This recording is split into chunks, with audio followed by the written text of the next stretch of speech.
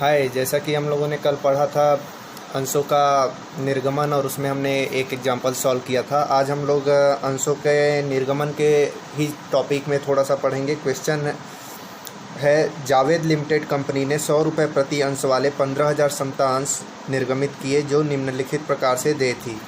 30 रुपये आवेदन पर, 30 रुपये आवंटन पर, 20 रुपये प्रथम याचना पर, 20 रुपये अंतिम याचना पर। 20,000 अंशों के लिए आवेदन प्राप्त हुए। कंपनी के संचालकों ने 5,000 आवेदनों को अस्वीकृत कर दिया और इन अंशों के आवेदकों को राशि वापस कर दी। सभी राशियां यथासमय प्राप्त हो गई। आवश्यक पंजी प्रविष्टि बनाइए।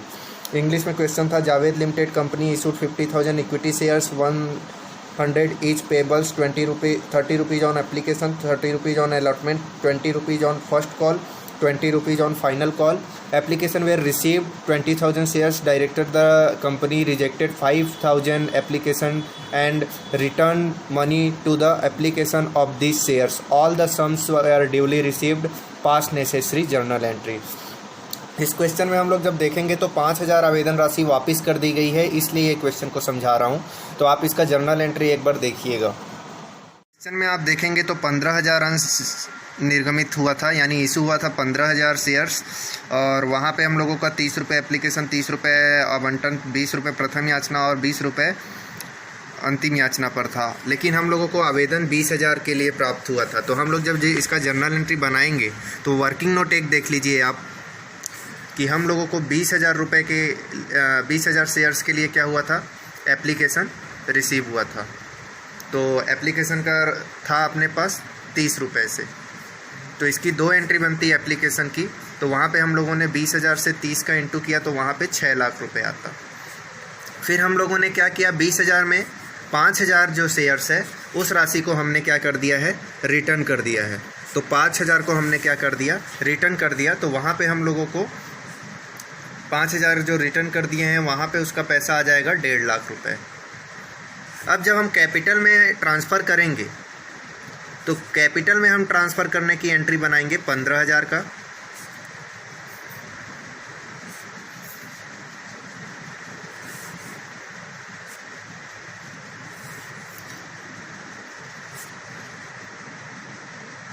इस तरह से पहले एप्लीकेशन की जो एंट्री बनती, इसमें 3 एंट्री बनेगी। पहले एप्लीकेशन की एंट्री बनेगी बैंक अकाउंट, पहले एंट्री बनेगी bank account debit to share application account, यानी बैंक खाता विकलन अंश आवेदन खाता से। तो इसमें हम लोग देखेंगे 20,000 शेयर्स जो है उसका 30 से इंटू हुआ है तो वहाँ पे 6 लाख रुपए आया है।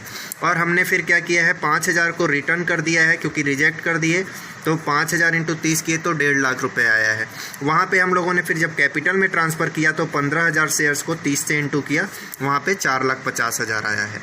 उसके बाद जब हम देखेंगे तो हमारा अलॉटमेंट का एंट्री बनेगा। तो अलॉटमेंट में हम लोग अब 15,000 शेयर्स को लेके बनाएंगे क्योंकि अब हमारे पास 15,000 शेयर्स ही कैपिटल में ट्रांसफ़र किए हैं। तो 15,000 शेयर्स को लेके बनाएंगे।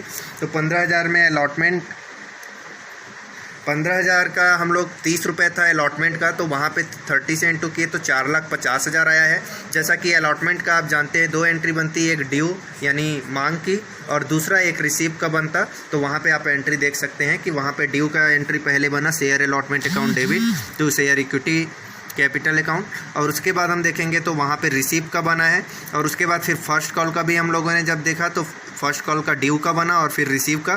फिर सेकंड कॉल का भी हम यानी फाइनल कॉल का देखेंगे तो पहले ड्यू का बना फिर रिसीव का बना। ओके,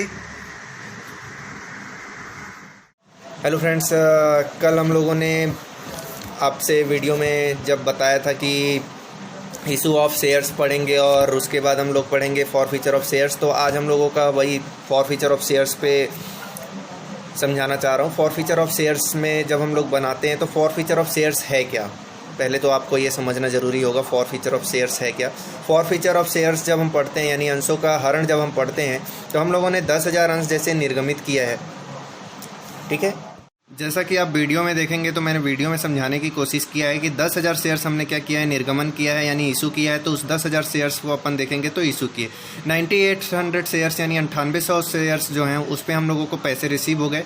जो 200 शेयर्स पे पैसे नहीं मिल रहे हैं वो हमारा क्या बन जाएगा, फॉरफीचर बन जाएगा। तो ये 200 को लेके हम फॉरफीचर का कार्य करते हैं जिसमें हम वर्किंग नोट बना के समझाने की कोशिश करेंगे। वैसे आप देखेंगे तो आज फॉरफीचर 3 टाइप का होता है। कि देखेंगे एट पार पर हम जब शेयर्स इस फॉरफीचर ऑफ शेयर्स पढ़ेंगे तो 10 रुपये का चीज़ 10 रुपये पे जाता है और 10 रुपये का चीज़ फिर 11 रुपये में रहता है, फिर 10 रुपये का चीज़ 9 रुपये में। तो ये हम लोगों ने 3 इसका बेसिक्स पढ़ा, एट पार, एट प्रीमियम और एट डिस्काउंट। अब इसी के बेसिस पे हम कुछ क्वेश्चंस को समझाने से पहले इसकी जर्नल एंट्री को समझाना चाहेंगे कि जर्नल एंट्री इसकी बनती कैसी है। तो आप इसमें 3 बातों का ध्यान देंगे। आपको जिन 3 बातों का ध्यान देना है, पहली ये कि ड्यू अमाउंट क्या है अपनी, यानी मांगी गई राशि। उसके बाद रिसीव्ड अमाउंट यानी प्राप्त राशि, और फिर थर्ड पे आ जाएगा अनपेड अमाउंट यानी अप्राप्त राशि। उसी के बेसिस पे आप देखेंगे तो ड्यू अमाउंट को हम कैपिटल अकाउंट और रिसीव्ड अकाउंट को फॉरफीचर अकाउंट, और अनपेड अकाउंट में अगर मान लीजिए अलॉटमेंट का पैसा नहीं मिला है तो अलॉटमेंट, और कॉल्स का पैसा नहीं मिला है तो कॉल्स अकाउंट। उसी के बेसिस पे हमने जर्नल एंट्री जब इसका तैयार किया है तो आप जर्नल एंट्री देखेंगे।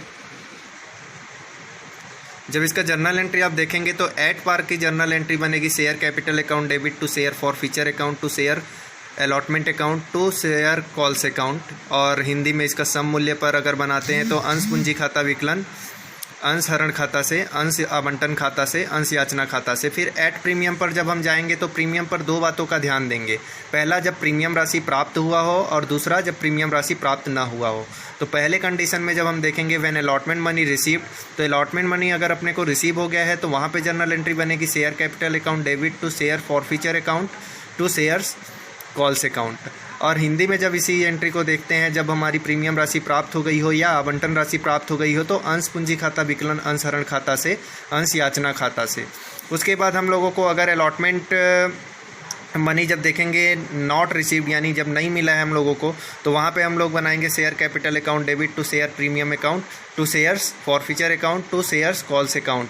हिंदी में जब इसकी जनरल एंट्री देखेंगे, जब प्रीमियम आवंटन राशि प्राप्त ना हो तो वहाँ पे अंश पूंजी खाता विकलन, अंश प्रीमियम खाता विकलन, अंश हरण खाता से, अंश आवंटन खाता से, अंश याचना खाता से होगा जनरल एंट्री।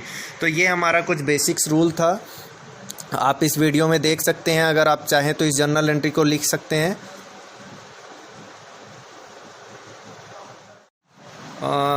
सभी स्टूडेंट्स को जानकारी दे दूं, जिस बुक से मैं पढ़ा रहा हूं वो बुक का नाम साहित्य भवन पब्लिकेशंस की ये बुक है, और इसके लेखक यानी राइटर जो हैं डॉक्टर SM शुक्ला और डॉक्टर KL गुप्ता हैं। तो आप लोग भी अगर ये बुक नहीं है तो आप किसी भी बुक से आप जब पढ़ेंगे तो मेरे वो जो बेसिक स्ट्रक्चर्स हैं, जो मैंने आप लोगों को जो वर्किंग नोट लिखाया है, मैंने आप लोगों को जो जर्नल एंट्री समझाया है, उस जर्नल एंट्री के बेसिस पे आप क्वेश्चंस को सॉल्व कर सकते हैं।